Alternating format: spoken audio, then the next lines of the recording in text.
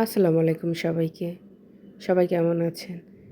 এবার শীতে প্রথম ফুলকপির তরকারি, সাথে সিম। শীতের সবজি খেতে অনেক ভালো লাগে। এই তো আমি সরিষার তেল নিলাম। আজকে আমি আইড় মাছ দিয়ে সিম আর কপির তরকারিটা রান্না করব। মাছগুলো আমি একটু ভেজে নিব হালকা করে।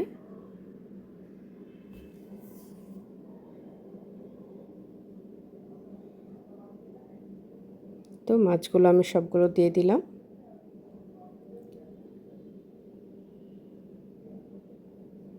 একটু উল্টে দেব।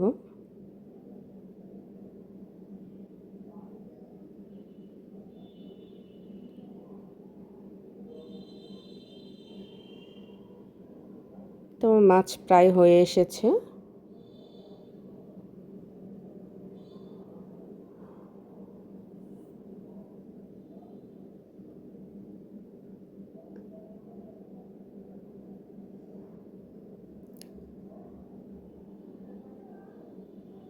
শীতের দিনে সব ধরনের সবজি অনেক বেশি ভালো লাগে।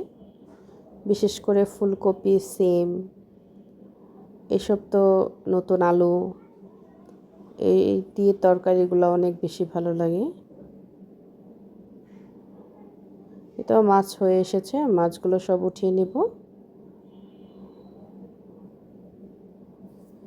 এর মধ্যে আমি এখন পেঁয়াজ কাঁচামরিচ দিয়ে দেব।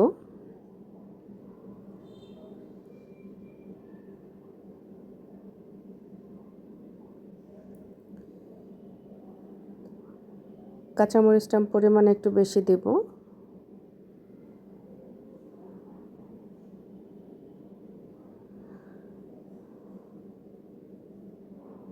একটু পরিমাণ মতো লবণ দিয়ে দেব।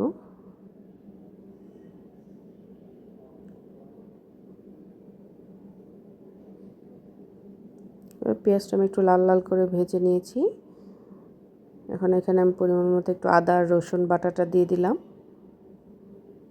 এটা আমি একটু কষিয়ে নিলাম। সামান্য পরিমাণে একটু পানি,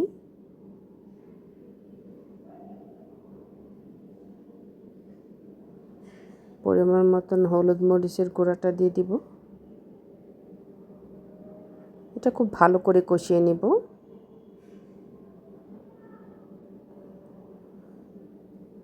এই তো আমার কষানো হয়ে এসেছে।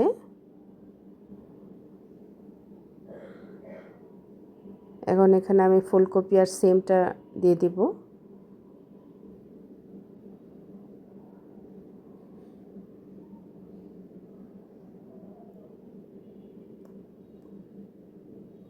মশলার সাথে একটু মিক্সড করে দেব। মিক্সড করে আমি ঢেকে দিব।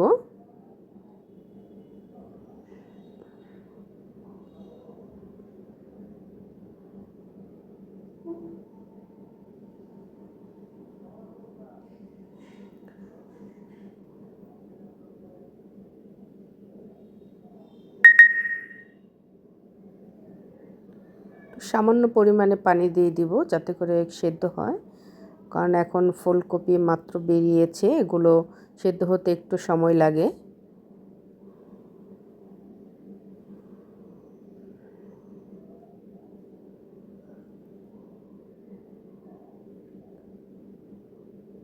এখনও পুরোপুরি সিদ্ধ হয়নি, আর একটু সময় লাগবে।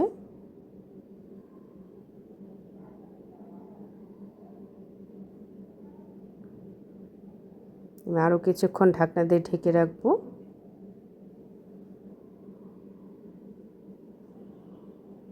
এই তো এখন আমার সবজিগুলো সিদ্ধ হয়েছে। এর মাঝে আমি যে মাছগুলো ভেজে রেখেছিলাম সেগুলো দিয়ে দিব।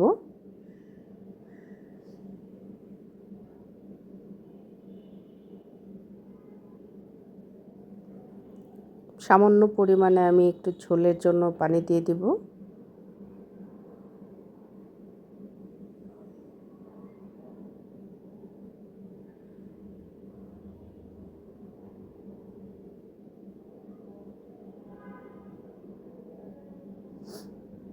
এই তো প্রায় হয়ে এসেছে। এর মাঝে আমি কিছু ধনেপাতা দিয়ে দিব। শীতকালীন সবজি কি ধনেপাতা ছাড়া ভালো লাগে? এই তো আমার হয়ে এসেছে। এখন আমি নামিয়ে ফেলবো। আপনাদের কাছে কেমন লাগলো প্লিজ জানাবেন।